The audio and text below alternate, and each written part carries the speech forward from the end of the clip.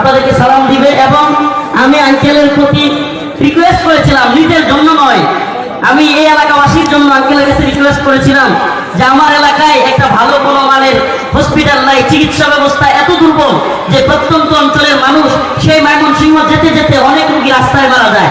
তো আমাদের এলাকায় একটা হসপিটাল হোক, আপনারা চান তো ইনশাআল্লাহ?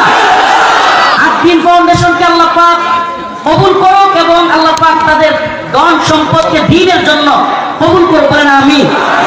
এবং আল্লাহ পাক ওনাদেরকে অবস্থান দিয়েছেন, আজকে কপ্টার এবং হুজুরদেরকে নিয়ে আসা এই ব্যবস্থাপনা করেছেন। এবং আমি ওনাকে পার্সোনালি বলেছি, আঙ্কেল আপনারা আমাদের একটা মেডিকেলের ব্যবস্থা এবং ছোট্ট হোক চিকিৎসার ব্যবস্থা যদি করে দেন, ইনশাআল্লাহ উনি আপনাদের সঙ্গে কথা বলবেন।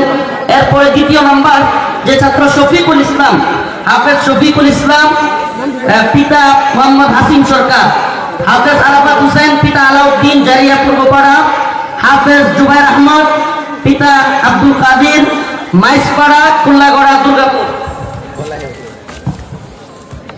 হাফেজ মোহাম্মদ আব্দুল মালিক, পিতা মোহাম্মদ ইজরত আলী কাশীনাথপুর দুধনৈ, হাফেজ মোহাম্মদ উমর ফারুক,